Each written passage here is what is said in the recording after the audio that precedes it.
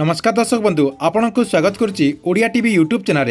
आज आपण देश विदेशर 10टी बड़ खबर नहीं आछि जहाँकि गोटे पर गोटे खबर उपर नजर पकईबा ता पूर्व वीडियो को गोटे लाइक कर दिंतु एवं जो मैंने चैनल को सब्सक्राइब करना चैनल को सब्सक्राइब कर दिंतु। प्रथम खबर वर्षा क्षयक्षति चाषी पंजीकरण अवधि वृद्धि कर जहाँकि डिसेम्बर 24 तारिख लास्ट डेट रही एवं किंतु राज्य सरकार तरफ यही समयसीमा को वृद्धि कर जहाँकि क्षयक्षति होता चाषी भाई मैंने जनवरी 1 तारिख पर्यंत आवेदन करें।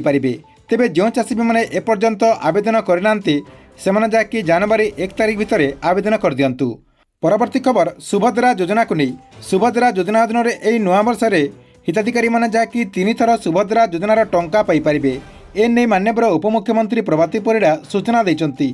आपण समस्ते जानते जे सुभद्रा योजनार प्रथम किस्तिर चतुर्थ पर्यायर टंका जहाँकि आपण को जनवरी मसरे मिल एवं द्वितीय किस्तिर टंका आपण को मार्च 8 तारिख में मिल जहाँकि माननीय मुख्यमंत्री मोहन चरण माझी यही नहीं सूचना देते। यह सहित 2025 वर्ष में आउ गोटे आपणकर किस्ती रही जहाँकि राखी बंधन में सुभद्रा योजना अधीन तृतीय किस्तिर टंका पाइपारे बोली अपडेट रही।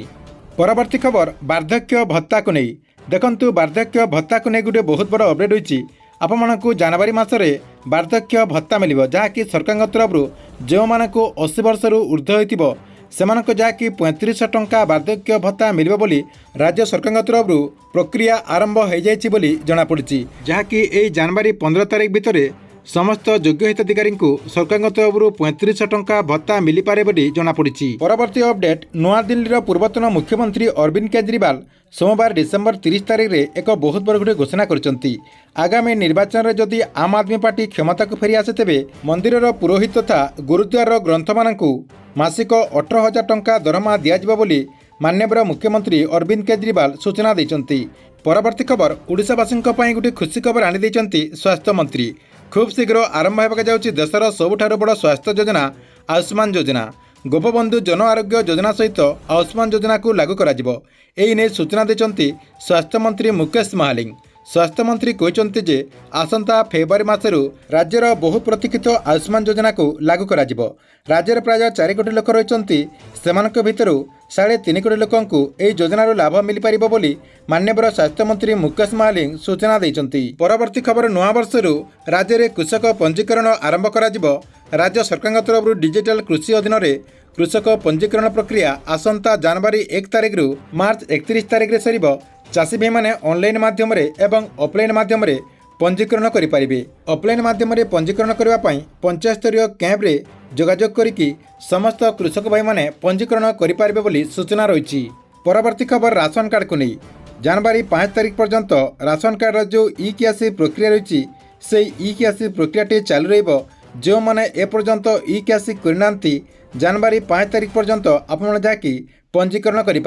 एथिपाई राज्य सरकार तरफ यार समयसीमा को वृद्धि कर जहाँकि पूर्वर ई कियासी कर लास्ट डेट डिसेम्बर 31 तारिख रही एवं किंतु राज्य सरकार तरफ यही प्रक्रिया को जनवरी 5 तारिख पर्यंत वृद्धि कर। परवर्ती खबर चाषी वकिल साजिबे राज्य सरकार। राजस्व मंत्री भी वकिल साजिबे बोली सूचना रही। चाषी को ठकी पारिबेनी बीमा कंपानी। धान चाष आरंभ ठारू मंडी पर्यंत समस्त तथ्य को सरकार तरफ समस्त चाषी को जहाँकि सुविधा दियाजिबो बोली माननीय राजस्व मंत्री सुरेश पूजारी सूचना देइचंती। परवर्ती खबर सुभद्रा योजना को नहीं। सुभद्रा योजना रे वर्तमान नुआ लिस्ट आसबाक जाउची।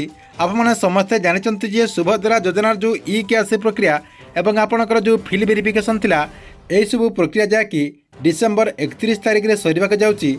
जो मानकर सबकिछि ठीक ठाक रहिथिबो आपणकर जदि ई कियासी कंप्लीट हो जाइथिबो ता सहित आपणकर जदि फिल वेरिफिकेशन कंप्लीट हो जाइथिबो ता सहित आपणकर जदि सबकिछि ठीक ठाक थिबो ताले आपणकर नुआ लिस्ट आसीबो जहाँकि जनवरी 1 तारिख रु 5 तारिख भितर आपणकर गोटे नुआ लिस्ट आसीबो। से नुआ लिस्ट रे जो मानकर ना थिबो से माने जहाँकि सुभद्रा योजना अधीन टंका पाई पारिबे। सेतिपई जो महिला माने एपर्यंत सुभद्रा योजना अधीन टंका पाई नांती किंबा आपणकर डॉक्यूमेंट को वर्तमान वेरिफिकेशन करा जायछि ता सहित आपण जदि एबे ई कियासी करचंती ताले आपण जाकि दुईटा काम सारी दियंतु। आपण आपणकर जो बैंक अकाउंट रही से बैंक अकाउंट रे आधार लिंक अच्छे कि नहीं आपण थोड़े चेक कर दियंतु। ता सहित आपणकर ये जो नुआ लिस्ट आसीबो से नुआ लिस्ट रे आपणकर ना अच्छे कि नहीं ସେଇଟା ମଧ୍ୟ ଆପଣ ଚେକ୍ କରିଦିଅନ୍ତୁ। ଚେକ୍ କରିଦେଲା ପରେ ଆପଣମାନେ ଯାହାକି କନଫର୍ମ ହେଇଯିବେ ଯେ ଏଥର ଆପଣମାନେ ସୁଭଦ୍ରା ଯୋଜନା ଅଧୀନରେ ଟଙ୍କା ପାଇବେ କି ନାହିଁ। ପରବର୍ତ୍ତୀ ଖବର ପିଏମ୍ କିଷାନ ଯୋଜନାକୁ ନେଇ। ଦେଖନ୍ତୁ ପିଏମ୍ କିଷାନ ଯୋଜନାର 19ତମ କିସ୍ତିର ଟଙ୍କା ପାଇବା ପାଇଁ ଆପଣମାନଙ୍କୁ ଯାହାକି ଡିସେମ୍ବର 31 ତାରିଖ ଭିତରେ ଏହି କାମଟିକୁ ସାରିବାକୁ ପଡ଼ିବ। ଯେଉଁ ଚାଷୀମାନେ ପିଏମ୍ କିଷାନ ଯୋଜନା ଅଧୀନରେ ଟଙ୍କା ପାଉନାହାନ୍ତି ସେମାନଙ୍କୁ ଯାହାକି ଡିସେମ୍ବର 31 ତାରିଖ ଭିତରେ ଇ କେୱାଇସି ପ୍ରୋସେସଟିକୁ କମ୍ପ୍ଲିଟ୍ କରିବାକୁ ପଡ଼ିବ। କାହିଁକି ନା ଇ କେୱାଇସି ପ୍ରୋସେସଟିକୁ କମ୍ପ୍ଲିଟ୍ କରିବାର ଲାଷ୍ଟ ଡେଟ୍ ହେଉଛି ଡିସେମ୍ବର 31 ତାରିଖ। ଡିସେମ୍ବର 31 ତାରିଖରେ ଯେଉଁ ଚାଷୀମାନେ ଇ କେୱାଇସି ପ୍ରୋସେସଟିକୁ କମ୍ପ୍ଲିଟ୍ କରିପାରୁନାହାନ୍ତି ସେମାନେ ଯାହାକି ପିଏମ୍ କିଷାନ ଯୋଜନାର 19ତମ କିସ୍ତିର ଯେଉଁ ଟଙ୍କା ଆସିବ ସେହି 19ତମ କିସ୍ତିରେ ଯାହାକି ସେମାନେ ଟଙ୍କା ପାଇପାରିବେ ନାହିଁ ବୋଲି ଅପଡେଟ୍ ହୋଇଛି। ଠିକ୍ ଅଛି, ଏଥିଲା ଆପଣମାନଙ୍କ ପାଇଁ ଆଜି ଦିନର 10ଟି ବଡ଼ ଖବର। ଆପଣଙ୍କ ଭିଡ଼ିଓ କେମିତି ଲାଗିଲା କମେଣ୍ଟ ବକ୍ସରେ ନିଶ୍ଚୟ ଗୋଟେ କମେଣ୍ଟ କରନ୍ତୁ ଏବଂ ପ୍ରତ୍ୟେକ ଦିନ ଏମିତି 10ଟି ବଡ଼ ଖବର ଜାଣିବା ପାଇଁ ଆପଣ ଏହି ଚ୍ୟାନେଲଟିକୁ ରେଗୁଲାର ଦେଖୁଥାନ୍ତୁ। କାହିଁକି ନା ଆମେ ଆପଣଙ୍କ ପାଇଁ 10ଟି ଚ୍ୟାନେଲରୁ କଲେକ୍ସନ୍ କରିକି 10ଟି ବଡ଼ ଖବର ନେଇ ଆସିଛୁ। ସେଇ 10ଟି ଚ୍ୟାନେଲର ଭିଡ଼ିଓ ଆପଣଙ୍କୁ ଦେଖିବାକୁ ପଡ଼ିବନି। ଆପଣ ଏଇ ଗୋଟିଏ ଭିଡ଼ିଓରେ 10ଟି ଚ୍ୟାନେଲର ନୂଆ ନୂଆ ଅପଡେଟ୍ ଜାଣିପାରିବେ। ସେଥିପାଇଁ ଆପଣମାନେ ଏହି ଚ୍ୟାନେଲଟିକୁ ସବସ୍କ୍ରାଇବ୍ କରିକି ରେଗୁଲାର ଦେଖୁଥାନ୍ତୁ।